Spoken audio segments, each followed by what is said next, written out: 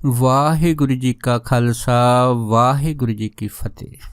ਗੁਰੂ ਪਿਆਰੀ ਗੁਰੂ ਸਵਾਰੀ ਪਰਮ ਸਤਿਕਾਰਯੋਗ ਸਾਧ ਸੰਗਤ ਜੀਓ, ਅੱਜ ਦਾਸ ਜਨੀਕ ਪਰਸਨ ਦੇ ਤਹਿਤ ਲਹੀੜੀ ਮਹਾਸ਼ਾ ਜੀ ਦੀ ਧਰਮ ਪਤਨੀ ਸ਼੍ਰੀਮਤੀ ਕਾਸ਼ੀ ਮਨੀ, ਉਹਨਾਂ ਦੇ ਜੀਵਨ ਦੀਆਂ ਦੋ ਬੜੀਆਂ ਅਦਭੁਤ ਘਟਨਾਵਾਂ ਜਿਹੜੀਆਂ ਲਹੀੜੀ ਮਹਾਸ਼ਾ ਜੀ ਦੇ ਨਾਲ ਹੋਈਆਂ, ਉਹਨਾਂ ਦੀ ਇੱਕ ਸੰਖੇਪ ਵਿਚਾਰ ਆਪ ਸਾਰੀਆਂ ਸੰਗਤਾਂ ਨਾਲ ਸਾਂਝਾ ਕਰਦਾ ਹੈਗਾ। ਦੇਖੋ, ਪਤੀ ਪਤਨੀ ਦਾ ਰਿਸ਼ਤਾ ਇੱਕ ਐਸਾ ਹੈਗਾ ਜਿਹੜਾ ਪਵਿੱਤਰਤਾ ਦੀ ਡੋਰ ਦੇ ਨਾਲ ਬੰਨਿਆ ਹੈ। ਜਿਤਨਾ ਪਤੀ ਆਪਣੀ ਪਤਨੀ ਬਾਰੇ ਜਾਣਦਾ ਤੇ ਜਿੰਨਾ ਪਤਨੀ ਆਪਣੀ ਪਤੀ ਬਾਰੇ ਜਾਣਦੀ ਆ, ਉਹਨਾਂ ਦਾ ਆਪਸ ਵਿੱਚ ਰਿਸ਼ਤਾ ਬਹੁਤ ਨੇੜਤਾ ਦਾ, ਬਹੁਤ ਕਰੀਬ ਦਾ ਹੁੰਦਾ ਹੈਗਾ।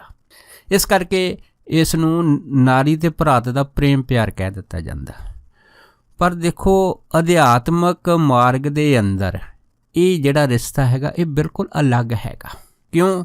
ਕਿਉਂਕਿ ਇਸਤਰੀ ਆਦਮੀ ਦੀਆਂ ਬਾਹਰੀ ਆਦਤਾਂ ਤਾਂ ਜਾਣ ਸਕਦੀ ਹੈ, ਬਾਹਰੀ ਬੋਲਚਾਲ ਜਾਣ ਸਕਦੀ, ਰਹਿਣ ਸਹਿਣ ਜਾਣ ਸਕਦੀ, ਪਸੰਦ ਜਾਣ ਸਕਦੀ, ਹੌਬੀ ਜਾਣ ਸਕਦੀ ਆ, ਪਰ ਉਹਦੇ ਅੰਦਰ ਜਿਹੜੀ ਅਧਿਆਤਮਕ ਕਲਾ ਵਰਤਦੀ ਆ ਉਹਦੇ ਬਾਰੇ ਉਹ ਨਹੀਂ ਜਾਣ ਸਕਦੀ। ਕਿਉਂਕਿ ਜਿਵੇਂ ਗੁਰਬਾਣੀ ਦਾ ਫਰਮਾਨ ਹੈ ਕਿ ਜਿਸ ਨੂੰ ਤੂੰ ਜਣਾਏ ਸੋਈ ਜਨ ਜਾਣੇ, ਕਿ ਜਿਸ ਨੂੰ ਉਹ ਮਹਾਂਪੁਰਖ ਆਪ ਜਣਾ ਦਿੰਦੇ ਆ, ਆਪਣਾ ਆਪ ਦਿਖਾ ਦਿੰਦੇ, ਉਹੀ ਜਾਣ ਸਕਦਾ ਹੈ ਤੇ ਦੂਸਰੇ ਦੇ ਉੱਤੇ ਮਾਇਆ ਦਾ ਪਰਦਾ ਪਾ ਦਿੰਦੇ ਆ।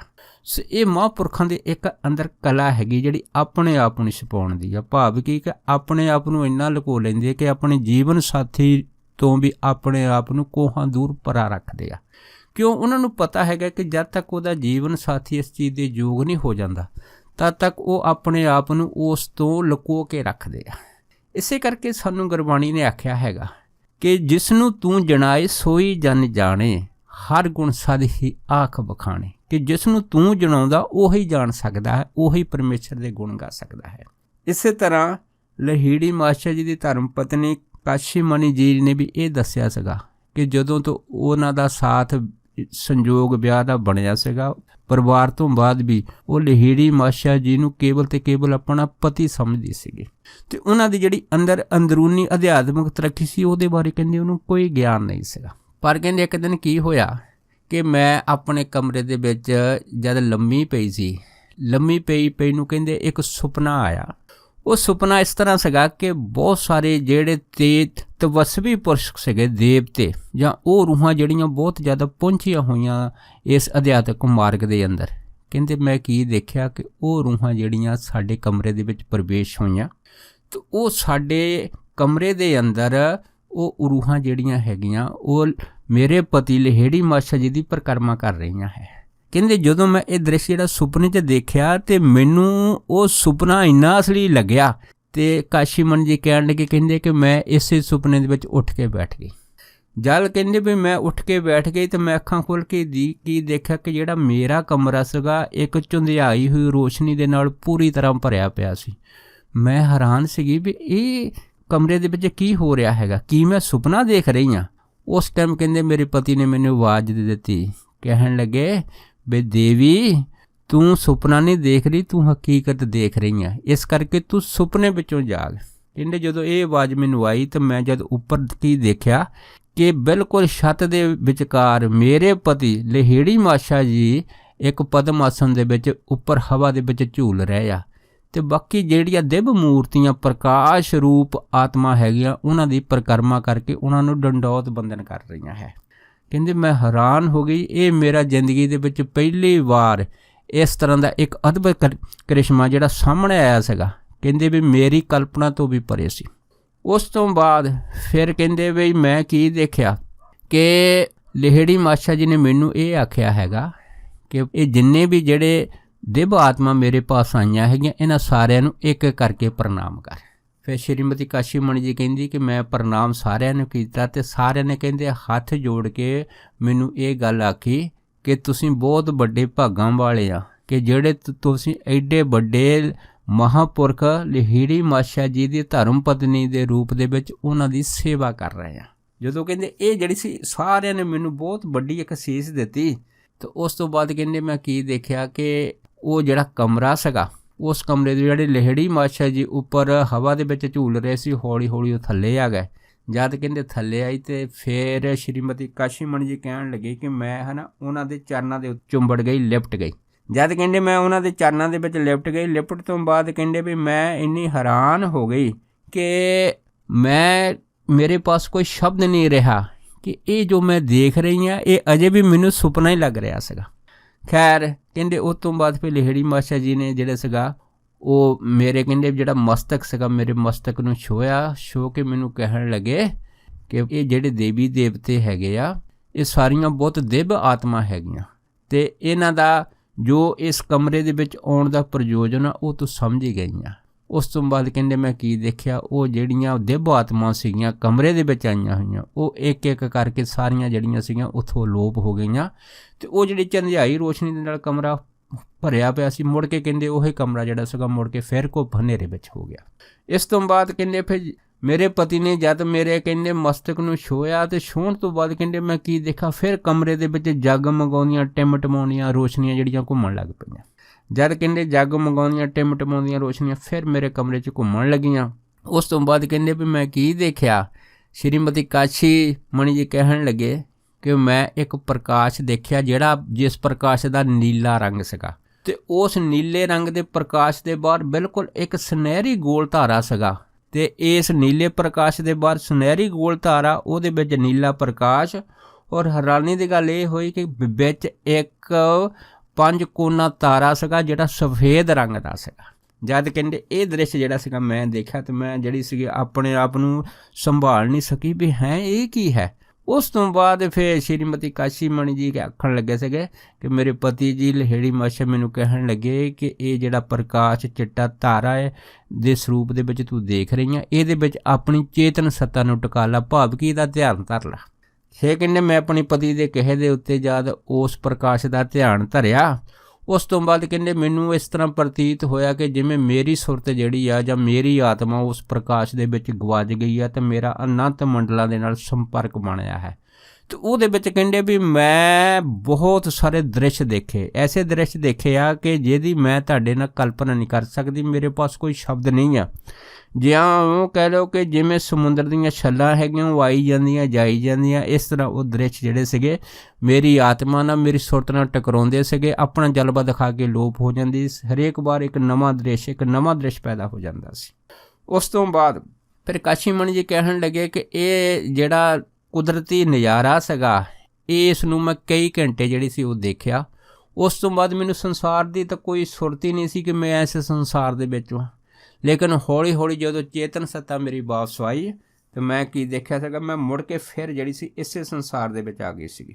ਉਸ ਤੋਂ ਬਾਅਦ ਫਿਰ ਲਹਿੜੀ ਮਾਸ਼ਾ ਜੀ ਨੇ ਕਹਿੰਦੇ ਫਿਰ ਮੈਨੂੰ ਕਿਹਾ ਸੀਗਾ ਕਿ ਪਹਿਲਾ ਜਿਹੜਾ ਸਮਾਂ ਸੀ ਉਹਦੇ ਵਿੱਚ ਮੈਂ ਤੇਰੇ ਜਿੰਨੇ ਵੀ ਕਰਮ ਸੀਗੇ ਉਹਨਾਂ ਕਰਮਾਂ ਨੂੰ ਹੌਲੀ ਹੌਲੀ ਚੁੱਪ ਚਪੀਤੇ ਜਿਹੜਾ ਸੀਗਾ ਉਹ ਮਿਟਾ ਰਿਹਾ ਸੀਗਾ, ਤੇਰੀ ਦੂਰੀ ਖਤਮ ਕਰ ਰਿਹਾ ਸੀਗਾ। ਜਦੋਂ ਕਹਿੰਦੇ ਉਹਨਾਂ ਨੇ ਮੈਨੂੰ ਦੱਸਿਆ ਸੀਗਾ, ਫਿਰ ਸ਼੍ਰੀਮਤੀ ਕਾਸ਼ੀਮਣੀ ਜੀ ਨੇ ਕਿਹਾ ਸੀਗਾ ਕਿ ਮੈਂ ਆਪ ਜੀ ਦੇ ਅੱਗੇ ਰਜੋਈ ਕਰਦੀ ਕਿ ਤੁਸੀਂ ਮੈਨੂੰ ਦੀਕਸ਼ਾ ਦੇ ਦਿਓ। ਅਤੇ ਜਦ ਕਹਿੰਦੇ ਵੀ ਮੈਂ ਆਪਣੇ ਗੁਰੂਪਤੀ ਨੂੰ ਇਹ ਅਰਜ਼ ਕੀਤੀ ਸੀ ਅਤੇ ਫਿਰ ਗੁਰੂਪਤੀ ਨੇ ਮੇਰੇ ਕਿਹਾ ਸੀਗਾ ਕਿ ਹਜੇ ਸਮਾਂ ਨਹੀਂ ਆਇਆ, ਜਦੋਂ ਸਮਾਂ ਆਊਗਾ ਮੈਂ ਤੈਨੂੰ ਜ਼ਰੂਰ ਦੀਕਸ਼ਾ ਦਊਂਗਾ। ਉਸ ਤੋਂ ਬਾਅਦ ਫਿਰ ਕਹਿੰਦੇ ਵੀ ਜਦੋਂ ਫਿਰ ਦੁਬਾਰਾ ਇਹ ਸਾਰਾ ਜਿਹੜਾ ਖੇਡ ਸੀਗਾ ਜਦ ਫਿਰ ਮੇਰੀਆਂ ਅੱਖਾਂ ਦੇ ਮੂਹਰੇ ਆਇਆ ਸੀਗਾ ਅਤੇ ਉਸ ਤੋਂ ਬਾਅਦ ਫਿਰ ਕਹਿੰਦੇ ਮੇਰੇ ਪਤੀ ਨੇ ਫਿਰ ਮੈਨੂੰ ਦੀਕਸ਼ਾ ਦਿੱਤੀ ਸੀ।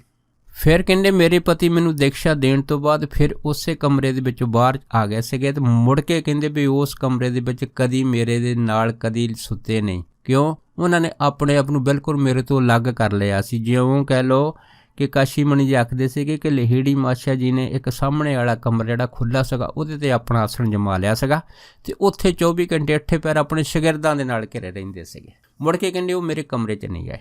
ਸੋ ਇਹ ਸ਼੍ਰੀਮਤੀ ਕਾਸ਼ੀਮਣੀ ਦੀ ਪਹਿਲੀ ਘਟਨਾ।